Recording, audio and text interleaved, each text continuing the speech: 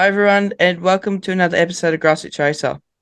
First up, a quick shout out to one of my longtime partners, the Casabene Group, who have been supporting me since karting.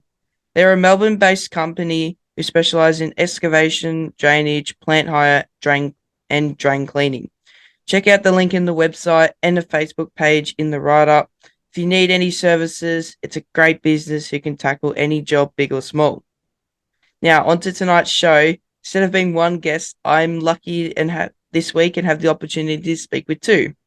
And they happen to be sisters. So I'm really excited to find out more about their racing journey.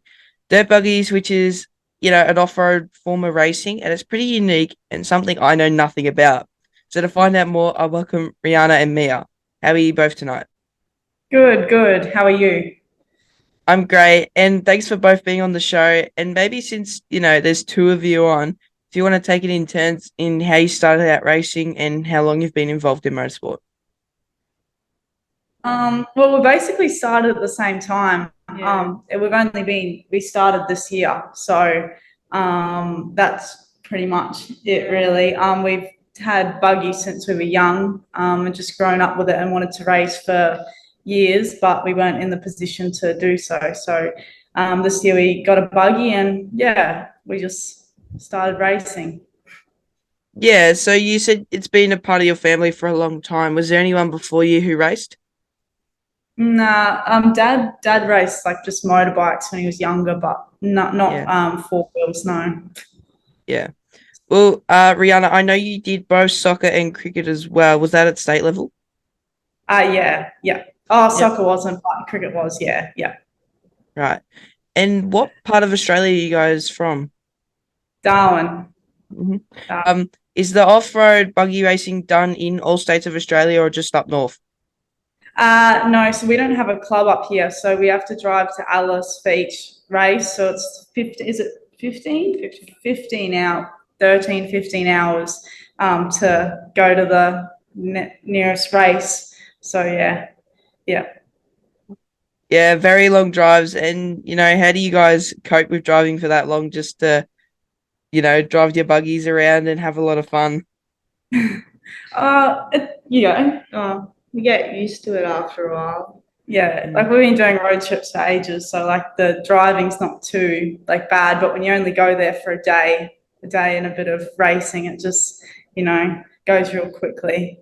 And like I said at the start, I do know nothing about this type of motorsport. So can you tell me a bit about the series or the category that you race in and what sort of events that you compete in?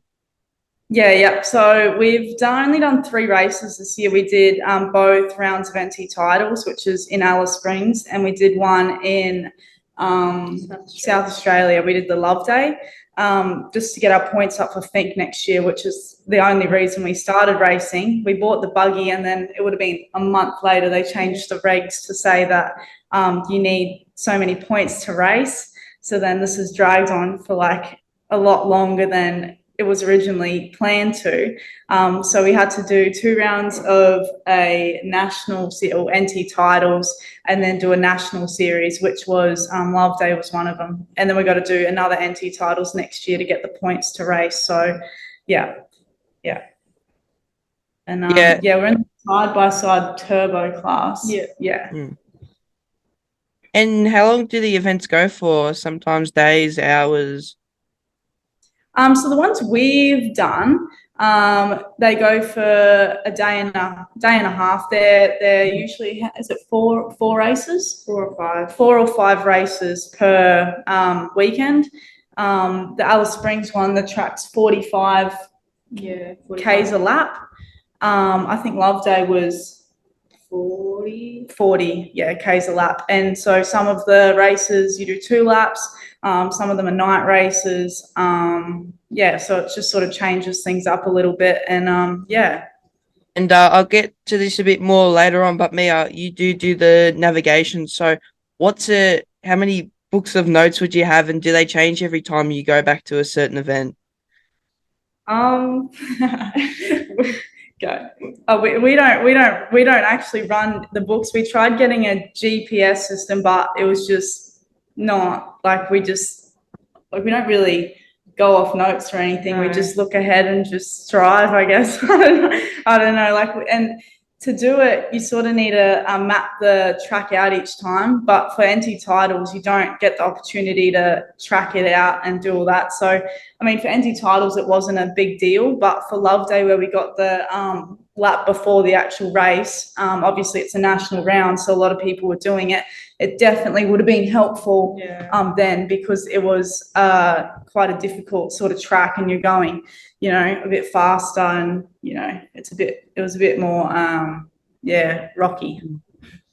And you guys are looking to compete in Fink, so do you think you might prepare something like that maybe for that event? I think we might, because I was thinking about that. I think we might do that because it always helps. And whether we even just send like a GPS down with like someone doing a pre-run on a motorbike. A lot of our mates do Fink just to get the track mapped out, because we can't do pre-running on the actual track itself. The buggies aren't allowed. So we might just do that just so that we can actually see what's coming up, like what the dangers are, because it's a pretty fast track. And, you know, we'd like to know that stuff, I guess. Yeah, I mean, when you're doing the speeds that you guys would be doing, you'd be helpful to know where the next corner is, or, you know, if there's anything ahead, like a tight, narrow section. Sometimes when you cross over a bridge or you go in between a gate, it'd be very helpful to know. Yeah, and it definitely is a lot easier because usually when we first started, like, I'd just prefer if Mia sat there and didn't say anything. But then the last race meet, I think after Love Day, we learnt quite a bit. And then the last race meet, anti-titles, Mia started actually like giving directions, and it was a lot easier for me to just sort of sit back and relax, knowing I don't have to be looking out for the next corner all the time. So yeah, we should probably get on to that. And like I said, you guys wanted to compete in the Finke Desert race, which is one of the biggest desert races in Australia. Have you been there before as spectators? And what is it about the race that makes it super special? Yeah, we've been there. We've been there how many years in a row now? Maybe 5. 4 or 5. Yeah. Yeah. And that's when we first decided, like, we were just nagging Dad. We were like, Dad, can we just get a buggy? Can we just get one? And he just, never got around to it. And, but I think, I don't know, it's just the atmosphere. I think being out in the desert, like, we love Alice Springs, and like racing buggies, like we've grown up driving just around around the tracks here. Through the bush and stuff. So, you know, obviously competing is something I like doing. And racing, especially with Mia, is just, on the bucket list. Yeah. My brother actually did a race with me last weekend. We're not allowed to sit side by side, but because it was a rally, we're allowed to use the same car. So he competed separately to me. But it's so fun when you're able to go out there with your siblings. Because I get along with my brother really well. So, you know, we had a blast out there, and I tried giving him a few pointers because I've been racing for a long time. But, you know, he took something on board, and it was his first time in manual. So he had a real fun crack out there. Yeah. Yeah. Oh, good on him. But what has been, you know, your most memorable event? You know, you haven't done many this year, because you just started this year, but, you know, have you got a favorite one so far? Love Day. Love Day was just so much. Like, it was just a totally different like terrain. Like like Alice Springs is similar to Darwin in the fact of the stuff you're sort of driving on. When we went to Love Day, it was it was a lot more softer sand. It was terrible. The track was terrible. I did not like it at all, but it was probably the most favorite one because so much happened there and we learnt a lot. And got it done. So yeah, so it seems like you guys had a lot of fun, and, you know, I can imagine the buggies are quite tricky to drive in some conditions. You know, what's the most challenging road courses, or, you know, some of the courses that you've driven on? Like, obviously that turf was pretty bad. Is that considered the worst so far? Yeah, definitely. Like, it was because all the trophy trucks would come through, they would just like gut the whole track out. And that, like when you're just riding the tracks, sometimes they'll just throw you out because it's all the trophy truck ones. and our suspension, we sent our shockies off and they were on 0 rebound when we actually did love day. We didn't know. So the whole time it was just not a smooth ride at all. It was terrible. We rolled it twice. We did quite a bit of damage, but we finished the race, which was the main thing, to get points. So yeah. I've been looking on their website, and it costs $50 to do hot laps, and Mia gets to do it for free. So it must be pretty cool for you to be able to sit with your sister, and Yeah, no, it's good. It definitely is fun. Yeah, no, it's good. My next question was actually, have you ever had a crash in the buggy? But we know that now. Yeah. But if so, another thing I've down just for the viewers who aren't clear, Rianna, she does the driving and Mia does the navigation. So I guess there's been a lot of trust between you two. So what's it like in the passenger seat, Mia? Oh, I've always driven with Rihanna, so I'm kind of just used to it and kind of knows how she drives. So I guess that's just how it's always been. All you got. Yeah. So when you get in the car with her, if you were, I don't know, just driving around, like say you weren't on the road, would you put your seatbelt on? Would you have enough trust not to? Just for an example, if you didn't have to. You don't wear a seatbelt when you go. Not really, no. Out the Because back. my brother puts it on straight away when he gets in the car with me. He does not trust me. Fair enough. So do you think that because you two are siblings and you know each other so well, it helps with the driver navigator relationship?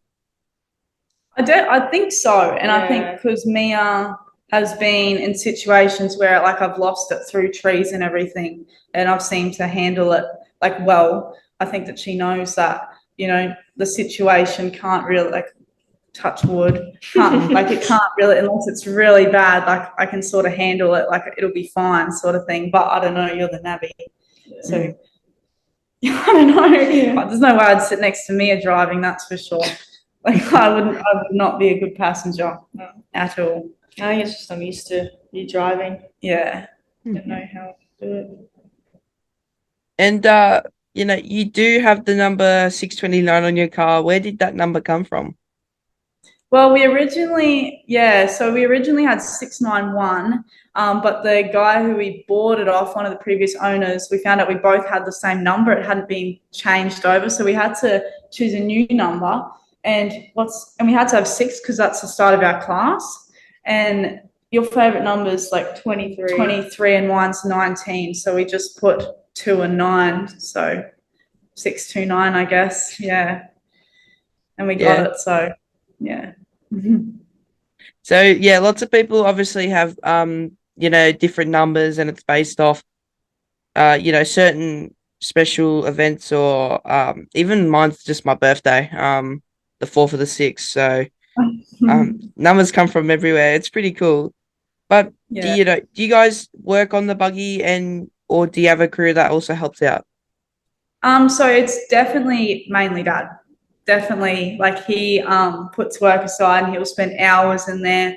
Him and our neighbour Rob just go in there, spend hours. I'm usually at work when they're always fixing it, but on the weekends and stuff, we try to go in there and watch what we're doing and watch what they're doing. Sorry, and learn. We know a bit, we know about the machines because we've grown up around buggies, so we sort of can self-diagnose stuff ourselves. But if you asked me to fix it, it would be a completely different story, and I would not do that. So, have you guys ever had any situations where you've got a puncture and you've had to change it on the side of the track, or luckily not yet. Fingers crossed we don't come across that. No, we've we know how to do it. We've sort of practiced it. The only time where we've had to pull over was when our front diff broke on a night race, so we pulled over and then swapped it out before the next race the next morning. So but that's the only thing we've had where we've had to fix something during a race, apart from after the roll over. And what is the ultimate goal for you both Would you ever want to compete in something like the Dakar Rally one day?